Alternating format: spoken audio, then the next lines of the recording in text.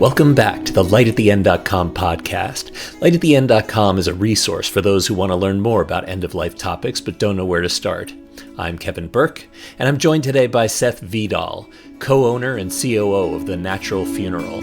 This is part one of a two-part discussion we're having on planning deeply meaningful, connected, creative, and eco-conscious goodbyes and memorializations for ourselves and our loved ones. Seth, thank you so much for joining me today. I'm thrilled that we got introduced by our mutual colleague, Alexis Rebane of Guardian Fox Arts, and it's wonderful to be finally meeting you.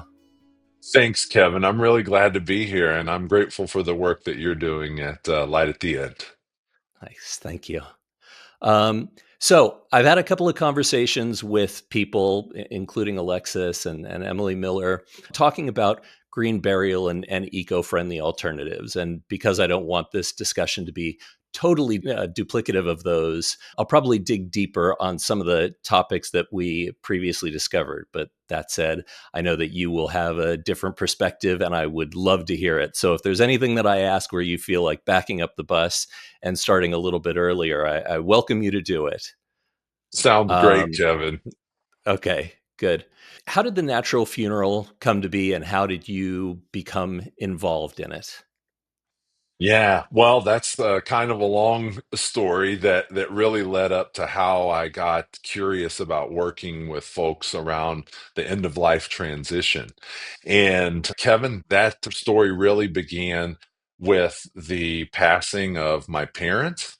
But maybe even before that, when I was 10 years old, I found myself being raised, myself and a younger brother, by our single mother. And at 10 years old, my mom fell in love with a new man, and he eventually became my stepfather. And his name's Raymond Olachia, and he was Mescalero Apache and was very connected with his cultural roots and his identity and practiced the crafts and the lore and kept alive really the spirit of his lineage. And he taught that to his kids. And I was fortunate at 10 years old. I felt really like I'd won the lottery Mm. from this mentality of sort of scarcity and lacking a father figure to having someone that I really looked up to in the way that he related to nature and to other human beings. And he really set me off on a path of scouting and camping and being outdoors and appreciating our connectedness with other living beings. And that was at 10 years old. And so I got to grow up in his care, and our family got bigger. And my parents had a child together, and they adopted several children, and they fostered several Hmm. children. And we had a great, big, beautiful family. And I would eventually grow up and move away. And there was a point where my father was growing older, and I got a call one day from my mother that my dad just hadn't woken up that day. And we were sad, but he'd had a decline over several years physically. And maybe another story for another time. 2 weeks prior to his passing, he and I got to take a big road trip, and we went to some sacred spiritual places around the country. We found ourselves at the Battle of Little Bighorn, and we found ourselves at the Custer Monument in the Black Hills of South Dakota. Hmm. And we had this really blessed time together, not knowing that it would be our last time spent together. And that preceded my mom's phone call saying dad had died by about 2 weeks. And so, 2.5 weeks then after this trip with my dad, I found myself with my mom at a funeral home in Texas, in the little Gulf Coast town where I grew up with my stepdad and mom and big family. And we were making funeral arrangements. And the arranger, I remember him reaching back in a file cabinet over his shoulder and pulling out the file folder that we had most recently used in my family, which was the death of my grandfather. And so what we basically did was we approved this cookie cutter funeral, the same casket and the same 2 hour visitation and the same tea and crumpets that we had purchased several years earlier when my grandfather had died. And at the moment, I didn't really connect that this action we had just taken for my father really didn't match who he was. But as you do when you're getting through life, we tend to just tap the brakes for just long enough to get through a funeral event. At least that's how we had historically in my family. And everybody does the best they can, and you come together and you console and you share memories and you eat some casserole and we tell some stories, and then everybody is back to the business of living. And Kevin, it was about 1 year later that my mom called me again, and this time with much more sadness in her voice. She was calling to let me know that my little brother Sam had died by suicide. Hmm. And so mom and I found ourselves about a year later back in the same funeral home. And I remember reaching over the shoulder and pulling out the file cabinet and saying, "Well, this is the last funeral that we had for your family." And we basically repeated the same funeral. But this time it was for my little brother. And Sam had been adopted by my parents and was a gay man in coastal Texas that grew up in a struggle around his own identity and self worth and a joy that he found in the world.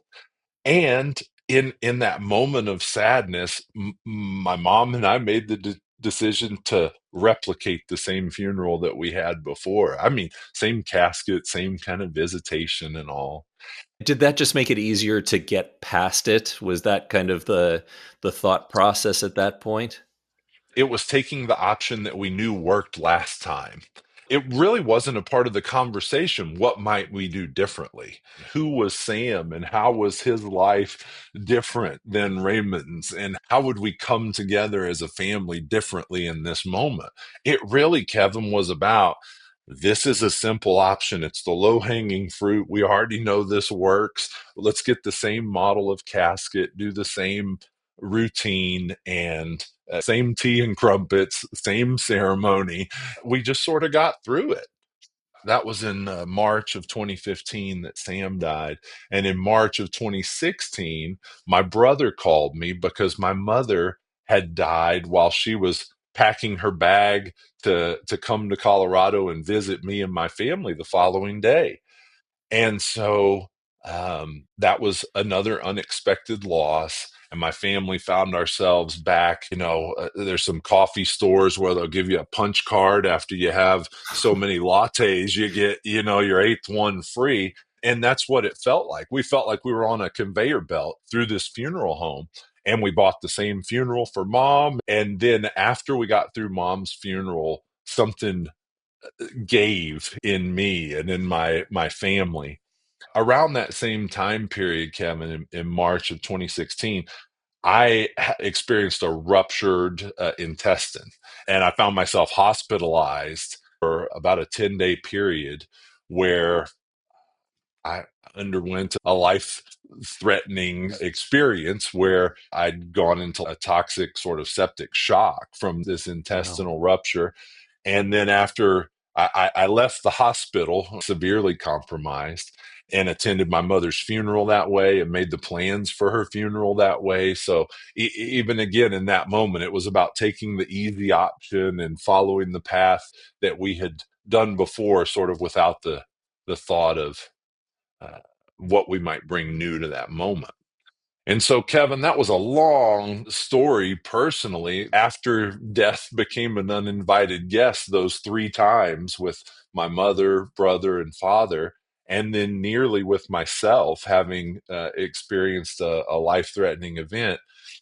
I I stopped or I shouldn't say I stopped, the universe stopped me and forced me to examine the question, what is mortality trying to teach me right now? And what is my place in the world? At the time, I owned and operated a business that my wife and I decided to sell. And I went back to school in my 40s to explore I was going to serve in end of life care and in recognizing these transitions that are available to us when one of us dies. Seth, that's such a rich story. Thank you so much for sharing it with me. It seems to give some great context for what you do and the rest of the conversation we're going to be having. I have to ask, was there never a point with your father where he had discussed what he wanted after he passed or after he did with your mom about what she wanted after she passed? Was that conversation never had? It's interesting that you ended up Yeah. with your brother, your father, your mother all having the exact same burial experience, and it didn't sound like that had ever been talked about. Oh, Kevin, it wasn't. Our family was very similar to most sort of American cultural households where death is not talked about very frequently. In fact, I remember when my grandparents died, based on the ages of the children, was who got invited to the funeral. And it was like with a lot of families, how, how can the children process this? How much do we describe to them clearly? How much do we separate them from what we perceive will be a tragedy or a sorrow that they won't know how to process or that'll be difficult for us to process if we bring it up together? We were just as bad at having that conversation in my family as I think most Mm. households or many households. Maybe it took me seeing it in threes for me to wake up to the possibility that I'd like to really peel back what's possible at that moment, because it was through th- those funeral experiences that I realized we're leaving a lot on the table about what's possible. And I imagine having that extreme health scare of your own had you really thinking about it as well. It did. It did. Not so much my own funeral, but Really? it really got me to thinking about what do I want to do with the rest of my life. I sort of had been a serial entrepreneur for years and had started multiple companies, from real estate development and finally a general contracting firm that was doing a lot of commercial and industrial work. So I'd build or rehabilitate strip malls or churches or schools or restaurants. And it really took the sobering impact of those losses to make me wake up to the possibility that I have something to give in this space. And maybe it's through the acute awareness that the universe provided to me in a short period of time that I'd like to focus on this, that I realized that's how I want to spend the rest of my life. Most of us Westerners of our relative age grew up with two options: burial and cremation. But can we talk about how those became the predominant methods of final disposition? I'd never really stopped to think about it until I heard you on the frankly excellent Body of Wonder podcast talking a little bit about it. And I went, I've never thought about that, but it makes a lot of sense. Yeah, Kevin, I'll be a little bit crass here because you could boil those options down to what they used to ask a long time ago when you'd arrive at a restaurant or a social engagement. They'd ask, "Would you like smoking or non-smoking?" And many funeral homes ask, "Would you like cremation or burial?" And that's the bottom line that we're getting to. And then around that, we're going to package some other services or maybe catering or a fancy casket or a viewing or a dove release or music. But you're Mhm. right. Those have been at the crux of the offering for many, many years. I could give you a history of burial and a history of embalming that dates back to the Civil War, or the history of cremation in this country that dates back to Philadelphia in the 1880s. But those have been the main two options for a long, long time. And Kevin, I think it's the way that that funerals came into my uh, consciousness and my needing to act on as an adult, where I became a decision maker in the funeral process. And I found myself ill-equipped to challenge the status quo or to really be creative or innovative in what might be a thoughtful funeral consideration for my folks that were experiencing those losses. And I defaulted to what is the easiest path forward. And some ideas, Kevin, that have come forth in the past several years into the mainstream funeral consciousness are concepts like water cremation, which is also called alkaline hydrolysis. There's another process called terramation, which is scientifically referred to as natural organic reduction or body composting. Um, there are some other really radical concepts even that are being explored that aren't at the proof phase, that are being explored internationally, that may be outside the scope of our conversation today, but to just bring into, maybe to broaden the lanes of what people are thinking about. It's not just cremation or burial or smoking or non-smoking. Now Hmm. we have folks who've come to us who've said, I'd like to be cremated because I don't believe in taking up ground forever. In fact, I'm not going to die in the town I was born, and my children don't live in the town where I'm going to die. And the idea of a permanent memorialization in a geography that doesn't have a long generational lineage with my family doesn't make any sense. And furthermore, I composted my table scraps. I have solar panels on my house. I drive a hybrid car. I xeriscape my yard. I don't want to be put in the ground and have the grass be watered and mowed for perpetuity for nobody to come and visit. And so I'd like a cremation, but I have a fear of fire, or I have a religious or cultural perspective that doesn't agree with fire or cremation in my human body or my spiritual body. And so these other concepts are meeting the needs of people who have environmental or sacred or personal reasons that they'd like a different disposition method. I'll give a little historical perspective on these other two options that I'm going to share. And what I want to pause for just a second, Kevin, maybe it makes sense to offer your listeners this jump, because I said I went back to school in the late 20 teens. And as a part of that journey in searching for how I was going to manifest an offering in the second half of life, I was really blessed to meet a couple of entrepreneurs who were beginning. They had a fledgling concept for the natural funeral, but we didn't yet have our doors open or have a brick and mortar facility. And in my sort of culminating capstone project, final semester back at university in my adulthood, I met Dan Ziskin and Karen Van Buren, who had this idea for something called the natural funeral. And it was going to be in Boulder County, but again, we didn't have the spot yet. And we opened in March of 2019. And I opened with them as an intern, and we since developed our friendship into a business partnership. And now I get to operate the natural funeral every day. We began in Boulder County, and we've since opened an additional funeral home about 40 miles to the north in another county, and a care center down in the Denver metro area.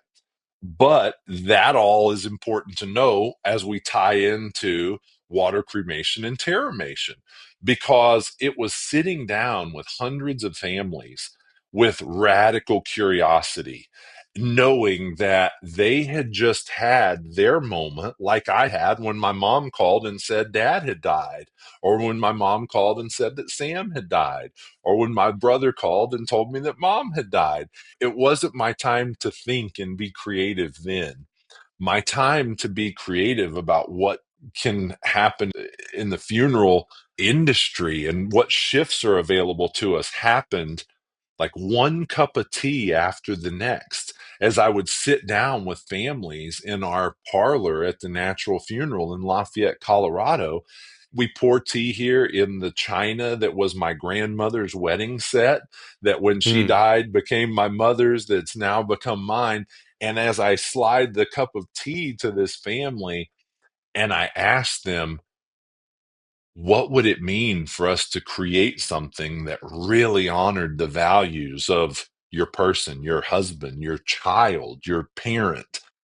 I listened to that question with really a built-in curiosity that wants to understand, how can I advocate for this family in a way they may not even know is possible?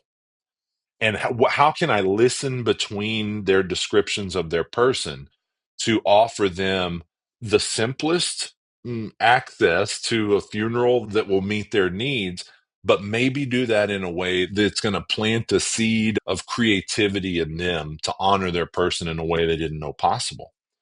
Yeah. So time after time, people would come and they would describe to me a life of environmental activism, or they count their footprint with each step that they take and their impact to the planet.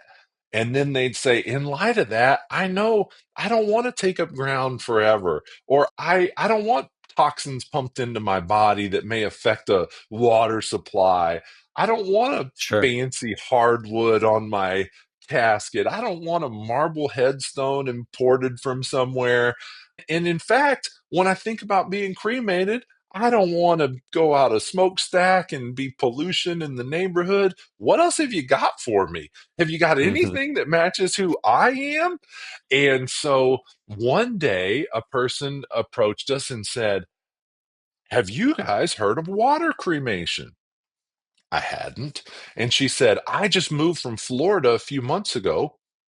And when my dog passed away, my veterinarian said, do I want to have my pet cremated? And of course I did, because I love my pet. And so then the veterinarian said, would you prefer a flame cremation or a water cremation? I said, I'd never heard of that before. So after the vet told me about this, I said, oh, I want that. It sounds gentler and better for the earth. And I still get back my urn with some remains to scatter. And so this person said it was so meaningful. Why can't we offer that to people? And so we got to doing some research, and this was back in 2019. And we found out that a method of disposition called alkaline hydrolysis had been legalized in certain states.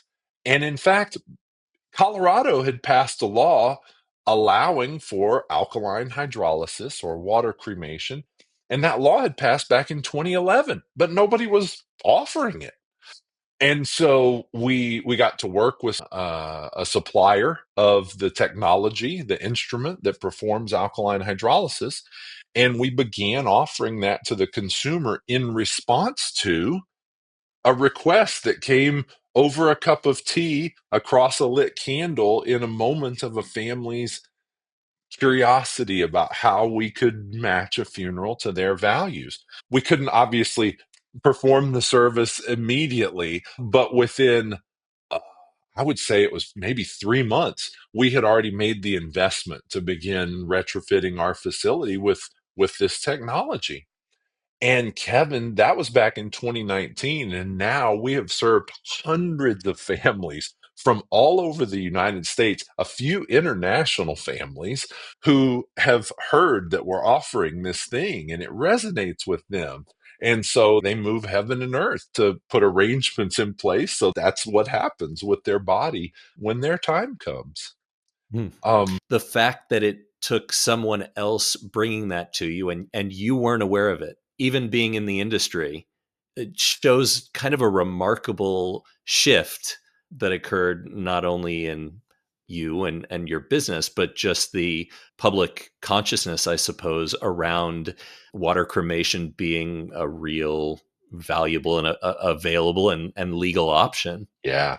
There really has been an enormous shift in the consumer, Kevin. I'm lucky because I got to funeral service wanting to put myself out there to advocate for the consumer's needs, wants, shifts in an industry, but I had no idea what those needs and shifts would be. And to some extent, it began with, what can we do in the ritual space? What can we do inside of a chapel? How can we allow a family to experience caring for their loved one alongside us? rather than the outsourcing that occurs. A lot of times there's a death call that comes to a funeral home. It might come from a nursing facility or from a hospital or a coroner's office or a family's home. And often the question is, how quick can you get here? And we found that sometimes families don't just want the body picked up and taken away, and then they don't see it again until burial day, or they don't see their loved one again until everybody else does, and there's a visitation and there might be 300 other people, but the parent or the sibling didn't get, that intimate time alone with their person. So our early offerings were really, how can we bring the family in to participate in the care of their person with us, rather than us asking for a picture of mom so we know what side to comb and part her hair on. What if we bring the family together and we say, here's warm water with essential oils in it and combs and brushes. Let's comb mom's hair together. Should we put a braid in her hair a final time? And we'll have families telling stories about, oh, mom loved it. I'd braid her hair and my sister would rub her shoulders at the same time, and we'd tell stories. And we're right back in that moment with a family, inviting them into some style of participation in the death care that they didn't know was possible. So you're right, Kevin. A lot of our early sort of creativity leaned toward, how do we bring the family into this care, participatory with us? And it took those candle side moments for a family to say, what else have you got? And thank goodness there's a big quadrant in of what I don't know. And Hmm. it was a big section of my intelligence, right? The I don't know what I don't know yet. And there's so much that lives out in that realm that people bring it to us as gifts. And they bring it to us in their time of need. And they say, what would really resonate with me right now is I don't want to participate necessarily. Maybe I'm too timid for that, or I'm just not ready for that. But what I do want is, my wife was a rose gardener. And what I really want is a way to respect the earth and to have her body rejoin the cycle of life. Can you do that? And the person may not know that what they're asking for is actually a technology where, yeah, if her specialty and passion was investing her time with nutrients and care into a rose garden, the truth is her whole body can become that gesture of love. And a family doesn't know necessarily how to ask for that. They might come in and they might say, how can I come back as a tree? How could I come back as a flower? Or just how can I do good? And we connect those dots. You were approaching it from a place of hands-on customization, and it was the desires of the people who you were engaging in these conversations with that then sort of exposed, well, how can we give you what you're looking for? Yeah, absolutely. Absolutely. It's a lot of curiosity, it's a lot of active listening, and it's really, as our team comes together and we talk about our commitments toward the family with no attachment to what it is that they're going to ask for, because they're not necessarily the same religion or cultural background or age, or they may have radically different perspectives and views, and we appreciate and celebrate that. And so our team tries to advocate from a perspective of, we want what you're about to ask us for. We want to empower you to receive what you're about to ask us for. How do we lay groundwork for you to feel safe and comfortable asking us for what you need? So we've tried to create some lanes for that and tried to create some space for that. And it starts with the way we welcome people over tea, and we light a candle with a match. We ask them if we can bring the warmth and the closeness of their loved one into this conversation with us. And then we allow their presence of their loved one and their values to inspire the funeral service that we're getting ready to co-create with this family. Hmm. From all that I've been reading recently, it sounds like that process of being more involved and engaged with the person after they've passed, it's actually much healthier for the family members, the loved ones, to be involved at that level and to often introduce children at a younger age to that. It has less of a specter of being ominous and scary, um, if they're kind of there for the whole thing. Is that your understanding as well, or your experience? Yeah, Kevin, that definitely matches with my experience. And when people call, and they'll often ask, there's a 12-year-old grandson, can we bring him? Or maybe the death occurred to a person in their young 20s or late teens, and the family wants to ask about bringing younger siblings. We've got Hmm. a 7-year-old little brother. Would it be okay for him to come? And it's deeply personal to each family, and we respect each family's opinion. And we always encourage the full inclusion of the whole family body, because the whole family is going to process this loss together. And the family is a unit that's forever changed by the transformation of this one person going from being an active, living participant in the family body to now a living memory in the family body. And so we encourage that engagement and participation. I'll share with you a really sweet story that's always stuck with me. And it was early on. It was actually back in 2019 when I was very new with the natural funeral. We didn't yet offer water cremation or terramation. It was the very early days in 2019. We just opened our facility when a young woman died. And that young woman was in her early 20s and had a younger sibling who was in his teens. And I'll remember the mother asking, would it be okay if he came to see his sister this final time? And I remember him touching his sister and recoiling at the temperature that he felt when his warm hand came in contact with her cool skin. And I remember him saying, recoiling and saying, that's not my sister. That's her body. My sister's not here anymore. And it was the temperature. It was touching her skin and Hmm. feeling the difference in his warm skin and her cool skin that, like a lightning bolt, put that recognition into this young person and into me too. And I backed away, and I had a private emotional experience realizing this young person had just taught me an enormous lesson in reality and in processing the life of his loved one. So it's beautiful, and it happens a lot of different ways, Kevin. Hmm. This is just the shell, their spirits someplace else. Probably a whole other discussion. But for now, let's get back to where we left off, talking about water cremation or alkaline hydrolysis. Yeah. Now, that has also been available for about 100 years. If that's accurate, that it's been around for so long, how has it been ignored for so long?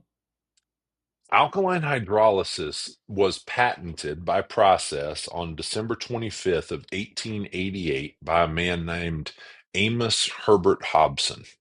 And so alkaline hydrolysis, the technology, has existed since the late 1880s. It was patented around the hydrolyzation of livestock carcasses.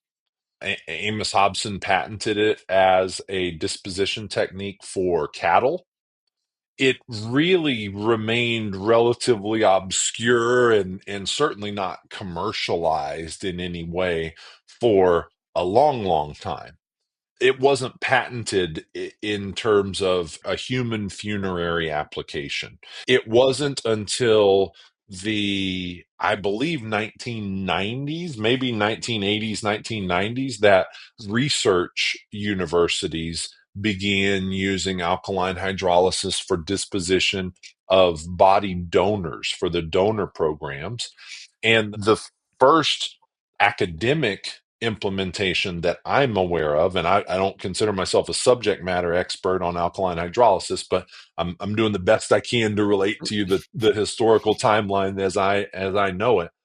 In the 1980s or 90s, the Mayo Clinic began using alkaline hydrolysis systems for disposition of cadavers through their body donation program. And there was implementation around that before several companies patented products for use in commercial human funerary applications. And there today exist only a handful of companies who make instruments for alkaline hydrolysis. There are 28 states that have passed legislation allowing for alkaline hydrolysis, but I would share that just like in Colorado, where it was legalized in 2011, and in 2019, we began as the first operator in Colorado, there are lots of states where alkaline hydrolysis is legal, yet not offered. Can I tell you a little bit about the technology, or do you feel Oh, of you think your course. listeners are pretty No, no, tuned into no. that? I would love to hear it, and I suspect they would too. Okay. So let me give you a description of alkaline hydrolysis, which is by definition a process of chemistry. It is where the body is placed in an instrument and surrounded by water and alkaline compounds in order that the soft tissue of the body is removed and converted into liquid form or hydrolyzed. The process in our system takes about 3.5 hours for each decedent. The decedent is placed into a stainless steel vessel that's about the dimensions and shape of a bathtub. It's about 2 feet wide by about 2 feet deep by about 7 feet long. And with the loved one, we place 12 gallons of warm water, and then alkaline compounds are metered into the water, producing a base or high pH alkaline compound that surrounds the body.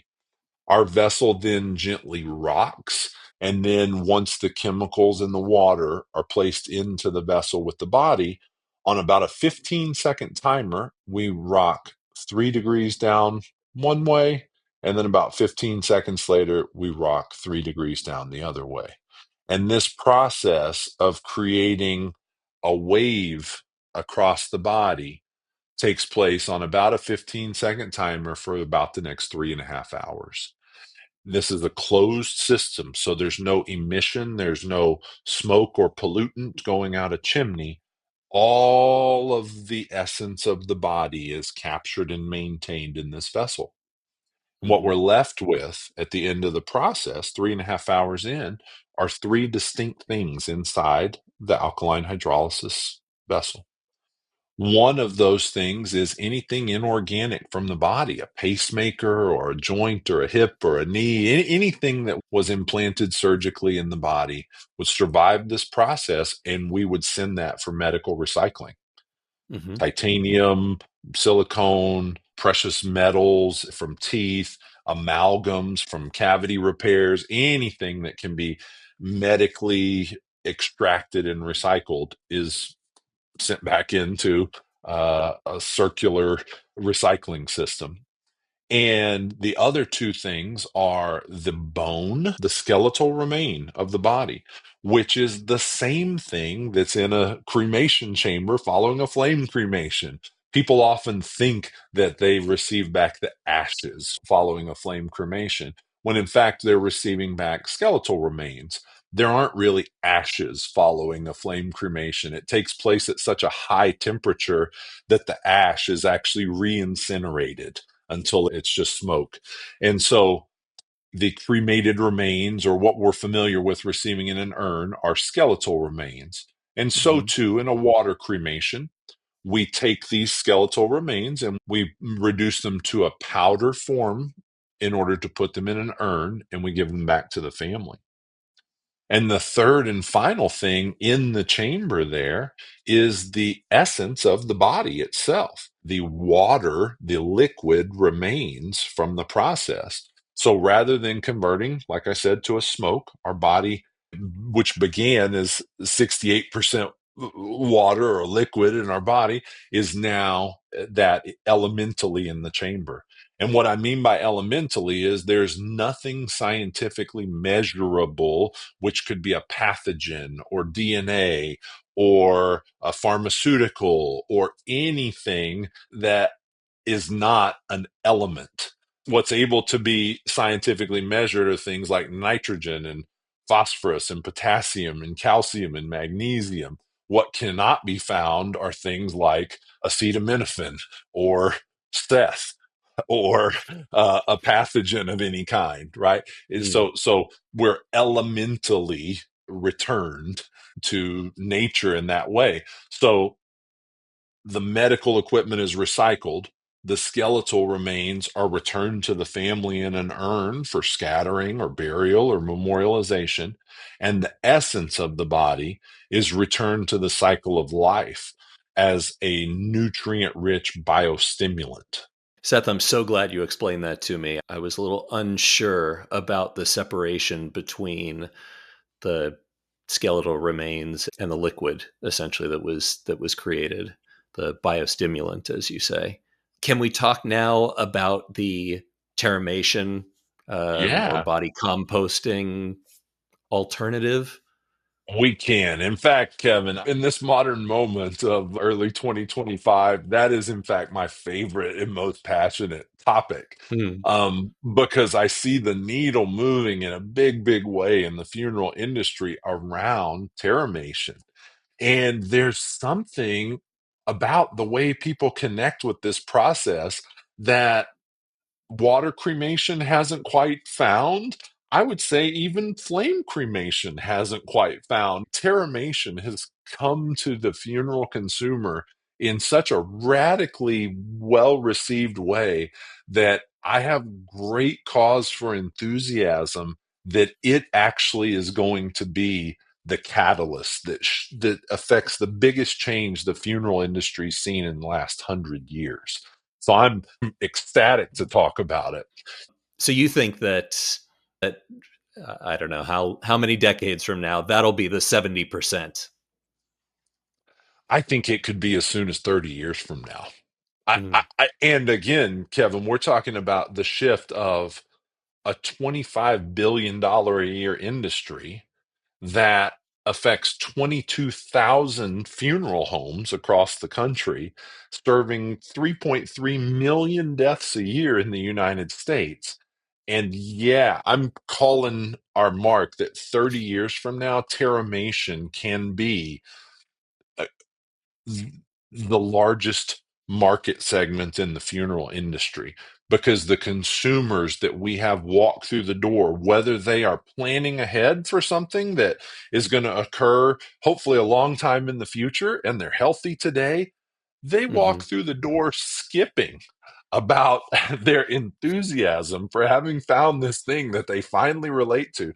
We've had people, I'll tell you stories of people in their 30s who've come in healthy as can be, no prognosis, no reason to be at a funeral home other than I heard about this thing in the news, and if y'all offer this, I want to sign up today so that in the unlikely event I'm in some accident and I need funeral services soon, make no mistake about it. This is exactly what I want for my body. And I've had people in their 30s come and Hmm. stop what they're doing, take a day off work, come tour the Terramation facility, write a check to prepay for their eventual service and skip out and go tell their friends about this happy thing they've just done.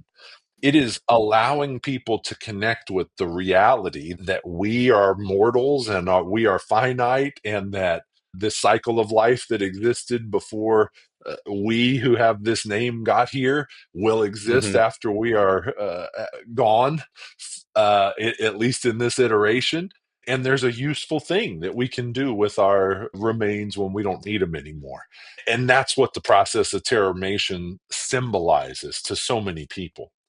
Terramation is both much, much older than water cremation and much, much newer than water cremation. And I'll explain what I mean by both of Mm. those things. Terramation is the act of composting. It's the act of returning a living being, plant, vegetable, animal, that has lived, grown a body, and died, and in so coming back into contact with the biome that represents Earth's skin or Earth's soil layer, that body becomes digested back into the topsoil of Earth. In a nutshell, that's been happening here for, if the planet's 4.6 billion years, then 800 million years later, when Hmm. single cell organisms and plants began to live and die, they began to compost. Um, Terramation is the idea of an architecture grad student from about 10 or 12 years ago who was named Katrina Spade, and she started in the Washington area with something called the Urban Death Project. And it was a Hmm. concept for composting human remains in an urban center where we might be land constrained for cemeteries, or we might somehow, in a concrete jungle in an urban empire, recognize that we didn't come from this concrete and that our body can become earth again or become living again when we're done with it. This concept of research began 10 or 12 years ago about how do we take this most natural thing that occurs for all living things in the world and make it reverent and sacred and contained and dignified in a way that we can bring that, call it biotechnology, into the funeral consumer experience and relationship with death. And so the Urban Death Project evolved into Katrina's company called Recompose, which is now one of Hmm. four operators in the United States who offer a service called natural organic reduction. And natural organic reduction was first legalized so that composting, the science of composting, could legally intersect with the industry of human being dispositions. So that began in Washington state about 2019. And now 12 states have laws that allow for natural organic reduction. Three of the operators that exist today began in Washington state and still operate there. And the other U.S. operator is us, the Natural Funeral, that operates out of Colorado. We began Terramation in our purpose-built chrysalis vessels back in September of 2021. And natural organic reduction, whether we're doing it or another operator is doing it, is basically the placement of one human body in a sealed and controlled vessel where the body is surrounded with organic materials. Some people use sawdust, some people use wood chips, some people use different things. We use mainly wood chip, straw, alfalfa, and we use a biodynamic tea that has blends of certain bacteria and fungi that are accelerants in the safe, effective, and rapid decomposition of a human body. And so the wood chip, straw, alfalfa, the tea, and the body in our vessels, our chrysalis vessels, are oxygenated so that we promote the aerobic living, breathing bacteria. We control the temperature of the vessel because there are certain ranges where we need to heat the vessel enough that it destroys pathogens that could be with the body to make this process safe and hygienic. Hmm. And we control that temperature range because different bacteria thrive and decompose at their best rates in certain temperature windows. And we inoculate this with this proprietary tea along the way so that we keep our biologic counts exactly where we want them to be at different points in the process. And we rotate the vessel periodically, and that rotation allows the bacteria and fungi that don't otherwise have mobility. We aid them in their mobility, and we also oxygenate and control temperature through rotation. It's a very precise instrument for performing nature's very oldest task Hmm. of Sounds like it. reuniting living beings with her body. Yeah. At the end of our process, we create around 400 pounds of what we call regenerative living soil, which is to say, the organic return of your stardust to the cycle of life. We give it to families in containers that they can carry, or we make donations to land stewards on behalf of families who wish for us to donate it. Now, is that the same whether you're talking about the nutrient rich liquid from alkaline hydrolysis and the organic material that comes from body composting? Are both of those able to be used to then enrich soil? Yes, to answer your question, Kevin, both the end product from Terramation and the end result from water cremation are sterile, nutrient rich outputs that we can return to the cycle of life.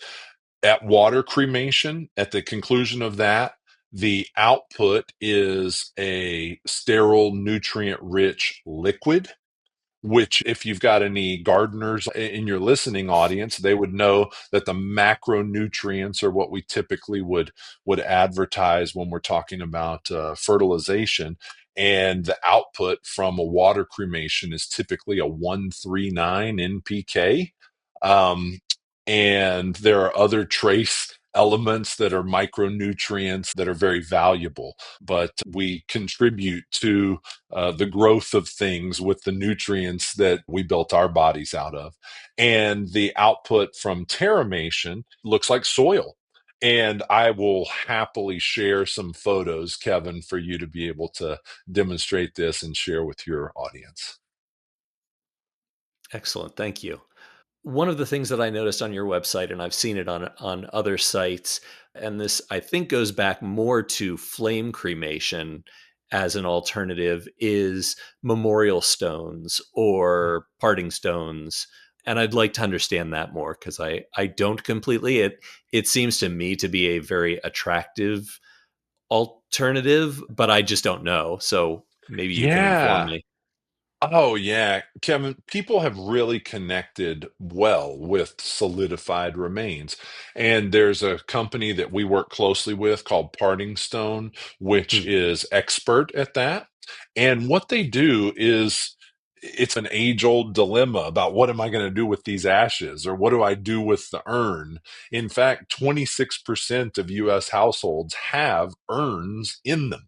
A lot of them are like up on the top shelf in the closet way at the back in a cardboard box with blankets stacked on them, or in an attic that somebody's going to inherit someday, the cremated Hmm. remains of aunt somebody.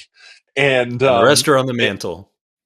yeah, yeah. But it's kind of a dilemma. Or even, okay, if we're going to go scatter these, where do we do that? And where's it? Where are we allowed to? And, stand upwind, not downwind. And there's handling concerns, if you will. And Parting Stones has really gone a long way to demystify that and, in fact, make handling of cremated remains quite enjoyable, quite tactile, and even soothing. Parting Stone or solidified remains takes the ashes or the cremated remains and uses a ceramic adhesive to create a stone from them. And then there's like a firing process, like you would creating glass or clay or pottery. And I'm not at all an expert at any of that. But the makeup of a parting stone is actually 98% cremated remains and 2% ceramic adhesive. And so, environmentally speaking, there's not anything grossly negatively environmentally impactful that I can think of about this. The process is pretty contained. It's a pretty small scale amount that we're talking about firing here. So The process takes the cremated remains from a flame cremation, a water cremation, or even a terramation, and takes the skeletal remains and creates those into stones. With Terramation, I want to share with you that we're working in partnership with a family who has allowed us to work with parting stones. At the midway point in a Terramation process, there is a reduction of the bones that occurs. I shared with you that the body is placed in the vessel surrounded with the wood chips, the straw, and the alfalfa and the tea. And then our process is about a 60-day process for that full composting or terramation to occur. And at the midway of that, about 30 days in, we sift through the material and we collect the bones, but we reduce the bone to a powder form to put it back in the soil so that it is biologically available to the microbes. And at that stage, we're currently conducting a trial that we're doing in concert with this family who requested it in Parting Stone to solidify terramated skeletal remains. And so it is a very important process. It's very significant to families. I've heard of children carrying a stone of a parent. It generally makes 60 to 80 stones, and they'll pick up a stone every day and put it in a stone in their pocket of a parent and go to school and then come home at the end of the day and put the stone back in a loving spot. So they do help people process. It's just another new alternative. Seth, we've gotten through about half of what I'd hoped to, but it's been unbelievably fascinating. And I want to be sensitive to the fact that I know that you've got a hard stop. Might we reconnect for a part 2 to get through the rest of it? I think that'd be a blast, Kevin. That'd be so Okay. much fun. Yeah. Okay. All right. Good. That concludes this episode of the enlightening.com podcast. Before you go, remember to leave a like and subscribe to the channel if you haven't already. To discuss anything we covered or didn't cover on this episode's topic, leave a comment for me or our guest. And if you have an idea for a future podcast episode or someone you'd like to connect us with, please get in touch with us for that as well. For more end-of-life topics, guides, and resources, visit lightattheend.com. And for those who wish to support what we're doing, visit us on Patreon. There will be a link in the show description and on our website. Until next time, take care of yourselves and those around you. Bye for now.